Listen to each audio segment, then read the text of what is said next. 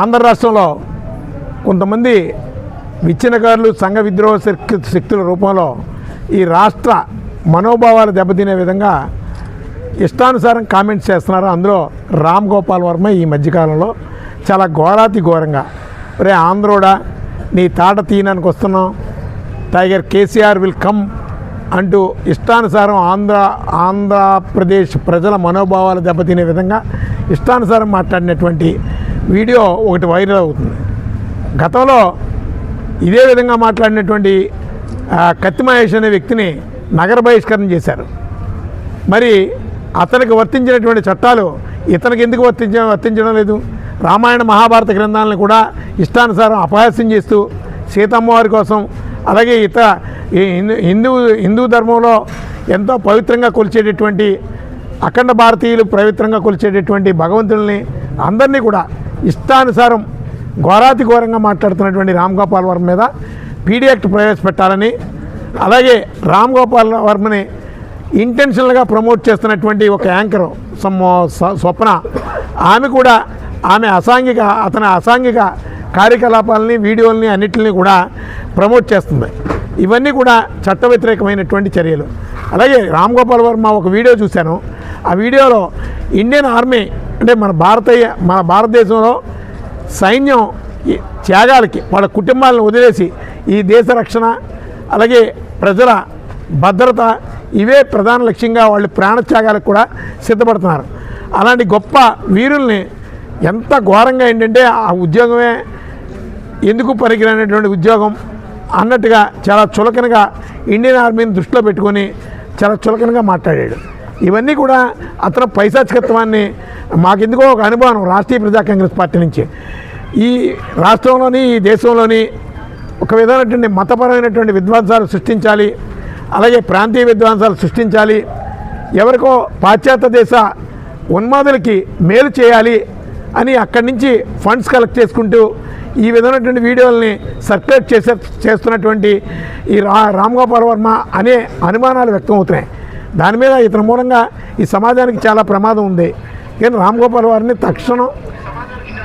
తక్షణం PD act ప్రవేశపెట్టి 2 రాష్ట్రాల నుంచి కూడా బహిష్కరించమని రాష్ట్రీయ ప్రజా కాంగ్రెస్ పార్టీ నుంచి తెలియజేస్తున్నాం.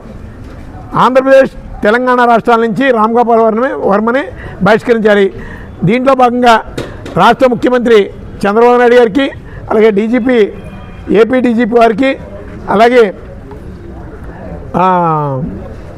జిల్లా కలెక్టర్ గారికి, జిల్లా ఎస్పీ గారికి, అలాగే 3 టౌన్ పోలీసు వారికి రాష్ట్రీయ ప్రజా కాంగ్రెస్ పార్టీ నుంచి ఒక కంప్లైంట్ ఇచ్చాం.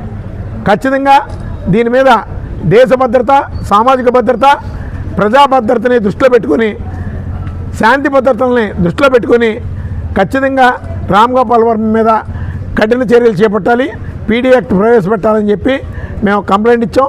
ఆ ప్రకారం పోలీసు వారు తక్షణం కేసు నమోదు చేయాల్సినటువంటి అవసరం ఉందని, లేదంటే ఇది న్యాయపరంగా ఎంతవరకైనా వెళతాం, రామ్ గోపాల్ వర్మకి బుద్ధి చెప్తాం. అదేవిధంగా రామ్ గోపాల్ వర్మ మాట్లాడినటువంటి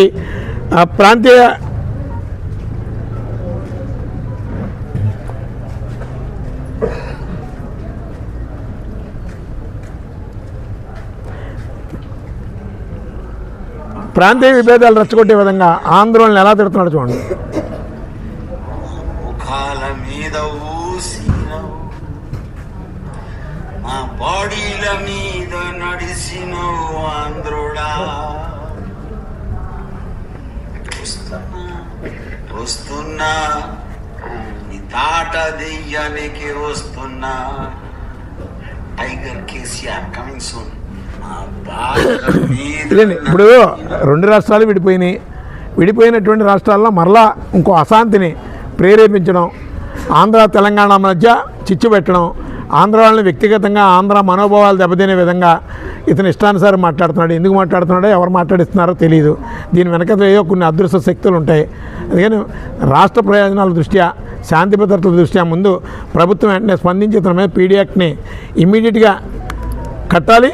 అందుకు ప్రభుత్వం కూడా దానికి అనుగుణంగా ఆదేశాలు కూడా జారీ చేయాలని చెప్పి మేము రాష్ట్ర ప్రభుత్వాన్ని కోరుతున్నాం.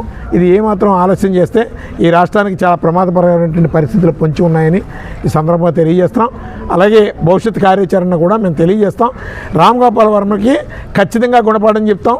ఖచ్చితంగా చట్టపరమైనటువంటి గుణపాఠం, ఖచ్చితమైనటువంటి గుణపాఠం చెప్పడానికి రాష్ట్రీయ ప్రజా కాంగ్రెస్ పార్టీ సిద్ధంగా ఉందని ఈ సందర్భంగా ఒక హెచ్చరిక జారీ చేస్తాం. ఇప్పుడు తమిళనాడులో